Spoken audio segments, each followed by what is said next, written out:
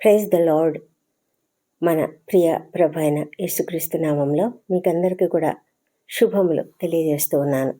మరొక నూతన దినంలో మరొక నూతన సందేశంతో, అంతేకాకుండా ప్రార్థనలలో మనం ముందుకు సాగడానికి దేవుడు మనకు ఇచ్చిన ఈ కృపను బట్టి వందనములు. ఈ దినమంతా కూడా దేవుడు మనకు తోడై ఉండి తన యొక్క ఆశీర్వాదములతో నింపి మన జీవితంలో మనం చేసే ప్రతి పనిలో కూడా ఆయన మనకు తోడుగా ఉండాలని ప్రార్థన చేద్దాం. ఈ దినము దేవుడు మనకు విధేయతను నేర్పిస్తున్నాడు. దేవుడు మనకు అనేకమైన వాగ్దానాలను ఇచ్చాడు. అయితే ఆ వాగ్దానము దేవుడు నెరవేర్చాలంటే మనము ఎలాంటి విధేయత చూపిస్తున్నాం? మరి మనలో విధేయత అనేది ఉన్నదా? మరి మరియాను చూస్తే ఆమె తన యొక్క దీనస్థితిలో, అంటే దీనస్థితి అని ఎందుకంటున్నానంటే ఆమె యొక్క ఆర్థిక పరిస్థితి మనకైతే తెలియదు.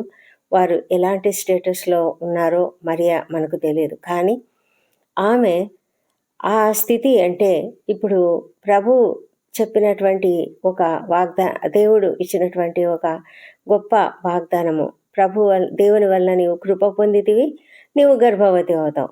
ఇది ఒక కృప అనేది ఒక గొప్ప వాగ్దానము.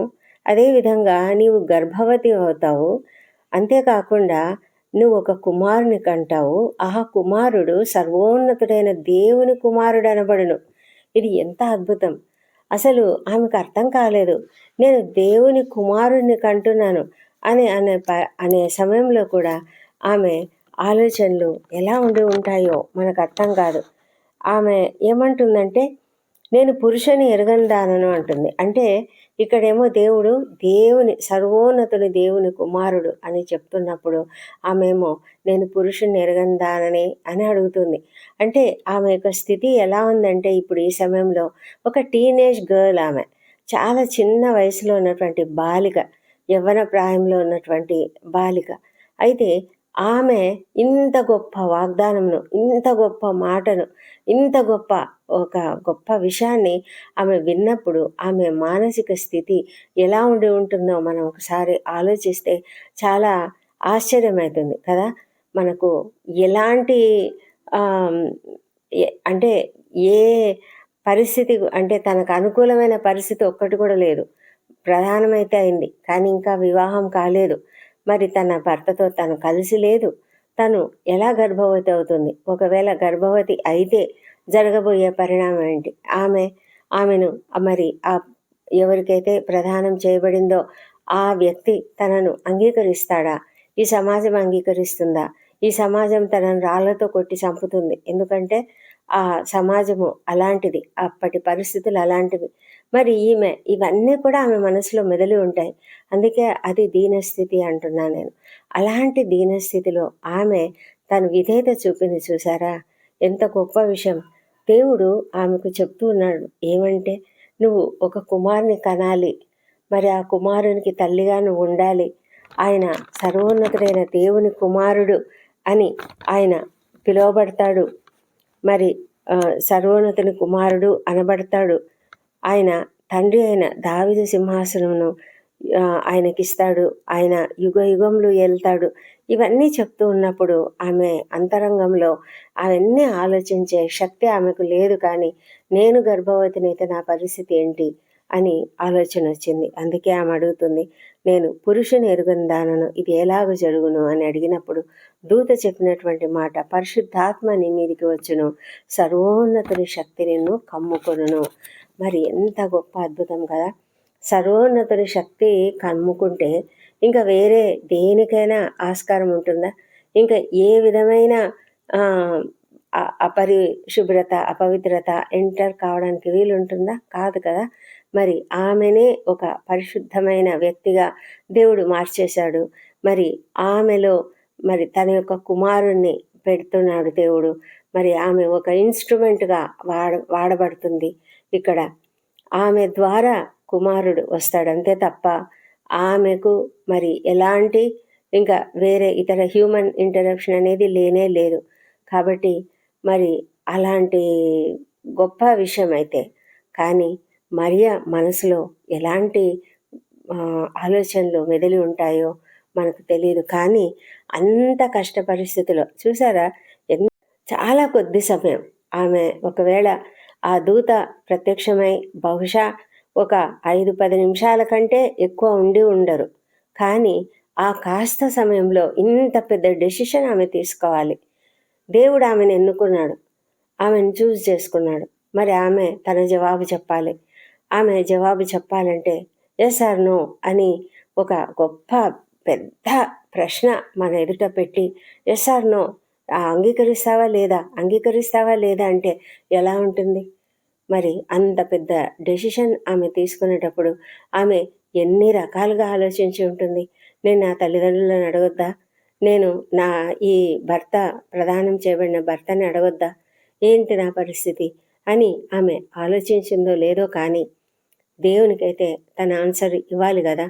తను ఒక్కసారిగా తను ఎప్పుడైతే దేవుడు ఆయన పరిశుద్ధుడైన అనబడతాడు, సర్వోన్నతుని దేవుని కుమారుడు అనబడతాడు అని ఇవన్నీ కూడా చెప్పినప్పుడు ఆమెకు మెదిలిన విషయాలు ఏంటంటే తాను చదివిన లేఖనములన్నీ కూడా గుర్తొచ్చాయి. మరి యెషయా ప్రవక్త ద్వారా చెప్పబడింది కదా, కన్యక గర్భవతి అయి కుమారుని కనును, ఆయనకు ఇమ్మానుయేల్ అని పేరు పెట్టుదు అని. అదంతా కూడా జ్ఞాపకం వచ్చింది. మేబీ నేనే అనుకుంటా, నన్నే దేవుడు ఎన్నుకున్నాడేమో. అందుకే ఈ ప్రకాశమానమైన ఈ ప్రకాశమానంగా కనిపిస్తున్నటువంటి ఈ దూత నా ఎదుటికి వచ్చాడు, నాకు చెబుతూ ఉన్నాడు, ఇది దేవుని స్వరమే, ఇంకేమీ కాదు.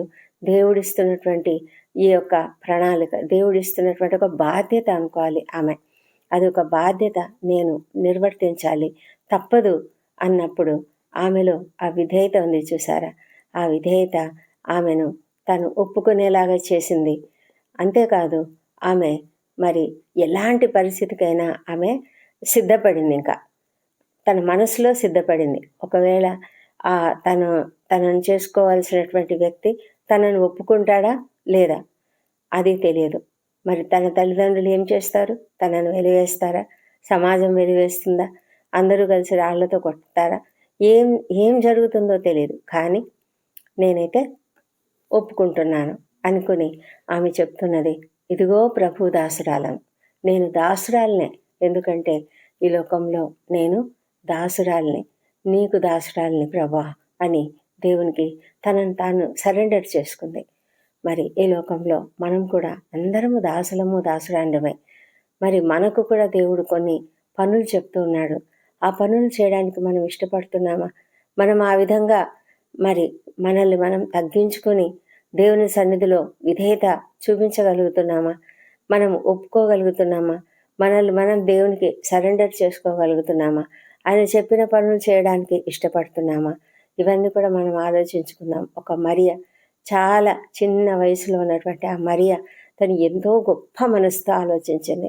చాలా గొప్ప బాధ్యత ఇది, చాలా పెద్ద బాధ్యత ఇది.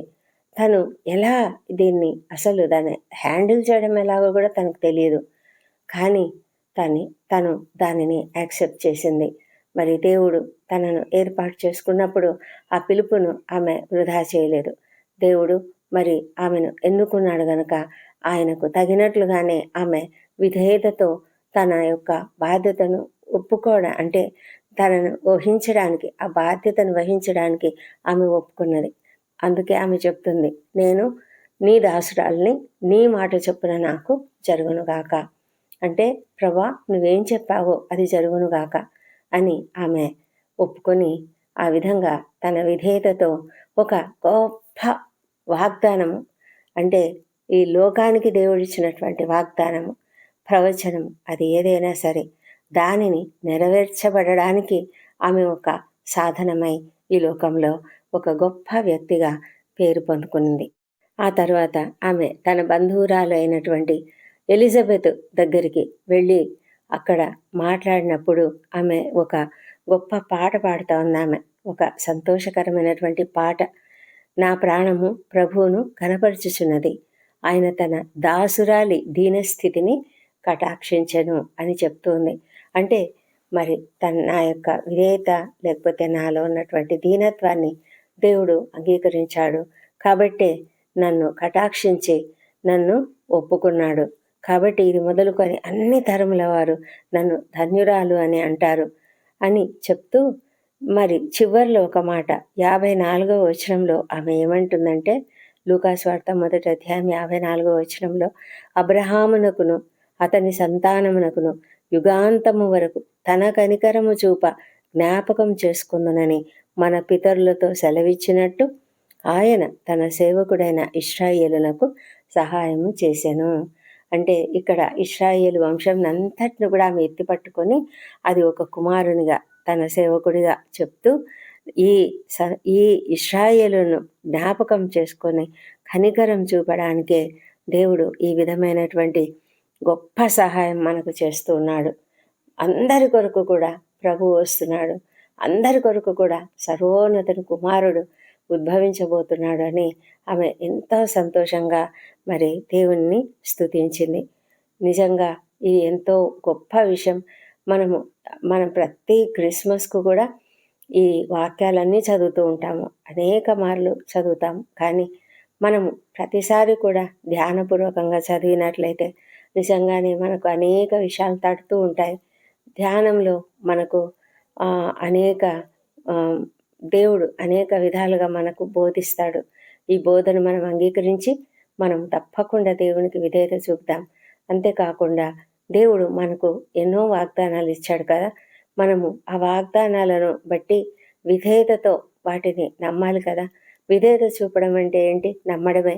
ఎందుకంటే మనం నమ్మితేనే విధేయత చూపించగలం.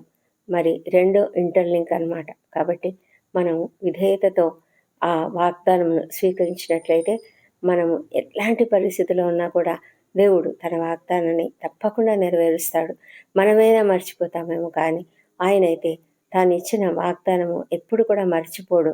మనము జ్ఞాపకం చేయడానికి పదే పదే ప్రభువా నువ్వు నాకు ఈ వాగ్దానం ఇచ్చావు కదా, ప్రభువా నువ్వు నాకు ఈ వాగ్దానం ఇచ్చావు కదా అని అడుగుతూ ఉంటాం.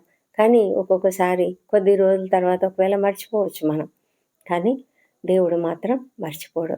దేవుడు ఇంత గొప్ప అద్భుతమైన సందేశాన్ని ఇచ్చినందుకు దేవునికి వందనాలు చెల్లించుకుంటూ, మన విధేయతతో మనం ఉండగలగడానికి దేవుడు మనకు కృప చూపించినట్లుగా ప్రార్థన చేద్దాం. పరిశుద్ధుడైన దేవ, సర్వోన్నతుడ, మహోన్నతుడ, నీకే వేలాది వేల స్తుతులు స్తోత్రం చెల్లిస్తున్నాం. అవును ప్రభా, నాయన నువ్వెంత గొప్ప దేవుడవు తండ్రి, ప్రేమ కలిగిన దేవుడవు, అద్భుతకరుడవు, ఆశ్చర్యకరుడవు కనుకనే తండ్రి మా పట్ల ఎన్నో అద్భుతమైన ప్రణాళికను కలిగి ఉన్నావు తండ్రి. మాకే తెలియదు, మేము గ్రహించకుండా తండ్రి విధేయత లేకుండా ఉన్నాం తండ్రి. అయితే విధేయత చూపే కృపను మాకు దయచేయండి. ఏ సమయంలోనైనా తండ్రి మేము మాకు నీవు ఇచ్చినటువంటి వాగ్దానమును బట్టి ఎల్లప్పుడూ కూడా విధేయతతో ఉండడానికి మాకు కృప చూపించమని ప్రార్థిస్తున్నాం తండ్రి. దేవా, నీకు వందనములు స్తోత్రం చెల్లించుకుంటున్నాం. మరియా తండ్రి, ఒక చిన్న వయసులో ఉన్నటువంటి ఆ చిన్న బిడ్డ మరియా తండ్రి, తనకిచ్చినటువంటి ఆ గొప్ప వాగ్దానము ఏదైనా సరే తండ్రి, దానిని ఆమె ఎంత అద్భుతంగా స్వీకరించి మరి ఆ గొప్ప బాధ్యతను తన భుజాన వేసుకొని దానిని మొయ్యడానికి సిద్ధపడింది ప్రభా. మా తండ్రి దేవా, ఆమె అనేకమైన అవమానాలు పొందడానికి సిద్ధపడింది. తన ప్రాణం పోతుందేమో, ప్రాణం పోయినా పర్వాలేదు అనుకున్నది. అంత గొప్ప విధేయతను ఆమె చూపించింది నాయన.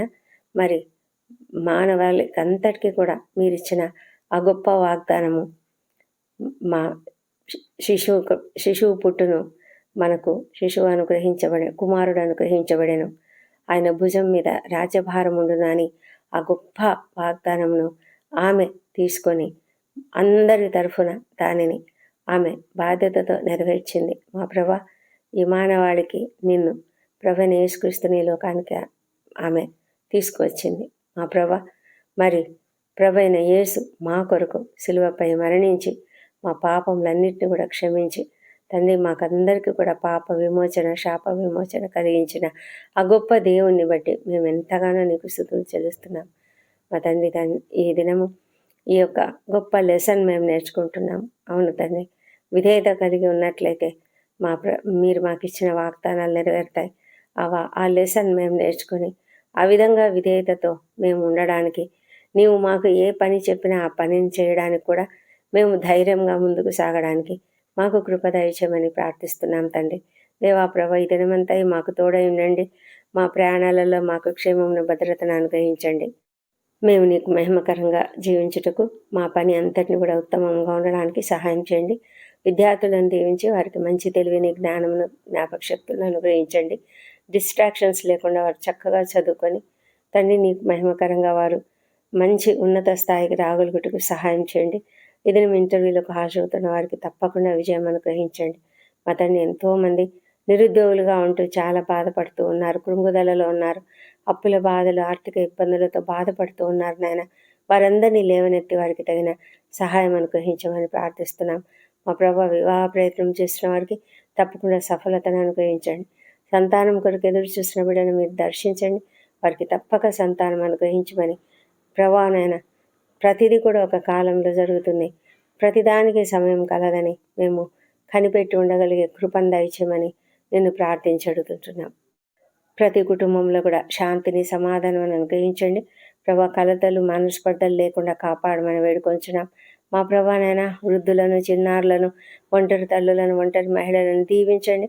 వారికి అందరికీ మీ కాపుదల, భద్రత అనుగ్రహించండి.